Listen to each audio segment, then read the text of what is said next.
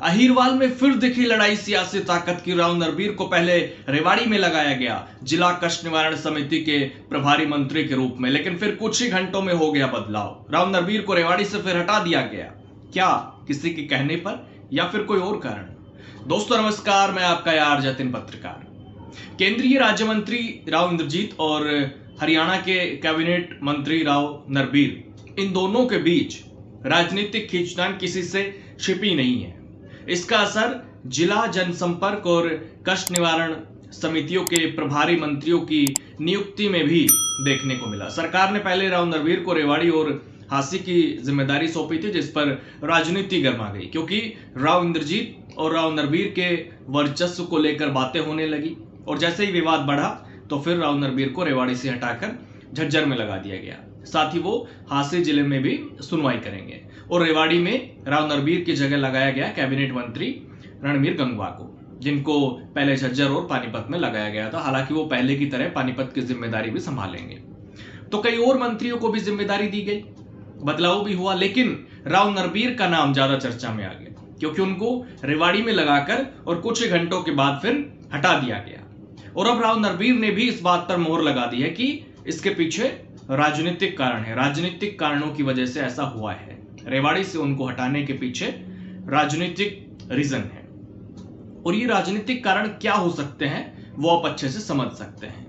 हरियाणा के कैबिनेट मंत्री राव नरबीर का अलग अंदाज है, और वो कई बार अधिकारियों को हड़काते हुए भी दिखते हैं, एक्शन लेते हुए भी दिखाई देते गए हैं। लेकिन इस बार चर्चा उनके तेवर की नहीं है, बल्कि उस राजनीतिक संदेश की है जो रेवाड़ी से हटाने के फैसले ने दिया। सवाल यही उठ रहा है कि क्या हरियाणा बीजेपी में अंदर खाने सब कुछ सामान्य नहीं है? राव इंद्रजीत और राव नरबीर में 36 का आंकड़ा भी माना जाता है। दोनों एक दूसरे के राजनीतिक धुरविरोधी हैं, और कहा जाता है कि राजनीति सिर्फ विकास या संगठन तक सीमित नहीं रहती, प्रभाव पकड़ और राजनीतिक संदेश भी उतना ही मायने रखते हैं। ऐसे में रेवाड़ी में राव नरबीर की तैनाती को सीधे सीधे शक्ति संतुलन से जोड़कर भी देखा जाने लगा।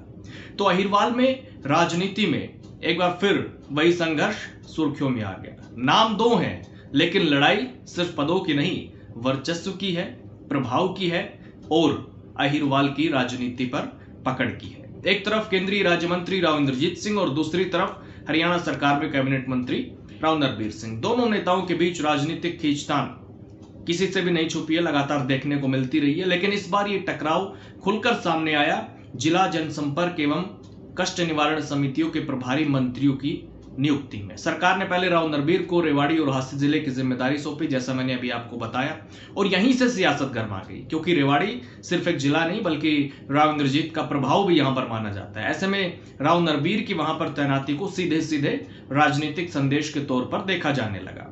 चर्चाएं शुरू हुई कि क्या सरकार अहिरवाल में नया शक्ति संतुलन बनाने की कोशिश कर रही है, क्या रेवाड़ी में राव इंद्रजीत के प्रभाव को चुनौती देने की तैयारी हो रही है, और क्या राव नरबीर को वहां भेजना सिर्फ प्रशासनिक फैसला नहीं बल्कि एक बड़ा राजनीतिक संकेत था। लेकिन जैसे ही विवाद बढ़ा, सरकार ने कुछ ही घंटों में फैसला बदल दिया।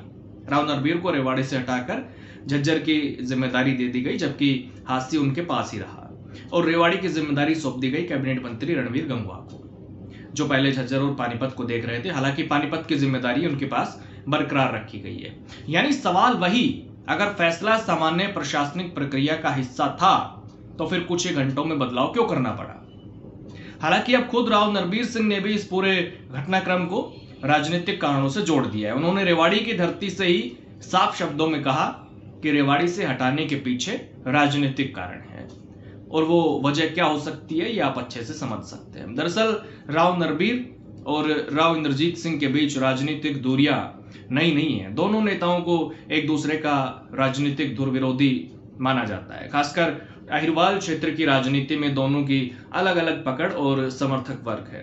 राव इंद्रजीत लंबे समय से दक्षिण हरियाणा की राजनीति का बड़ा चेहरा माने जाते रहे हैं, वही राव नरबीर भी अपने सख्त प्रशासनिक अंदाज और आक्रामक राजनीतिक शैली के लिए जाने जाते हैं। कई बार वो अधिकारियों को फटकार लगाते हुए, हड़काते हुए देखे गए हैं, और कई मौकों पर एक्शन लेते हुए भी दिखाई देते गए।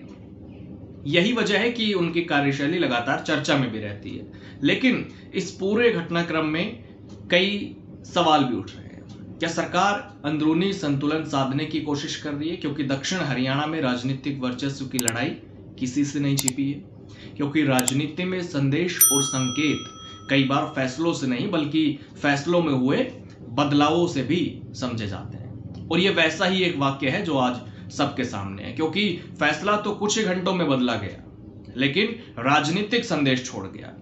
हालांकि आपको अगर कुछ कहना है, आपको क्या लगता है इस वाक्य पर, अगर कुछ कहना चाहे, अपनी राय देना चाहे तो जरूर दे सकते हैं। कमेंट बॉक्स के दरवाजे हमेशा की तरह आज भी आपके लिए खुले हुए हैं। नमस्कार।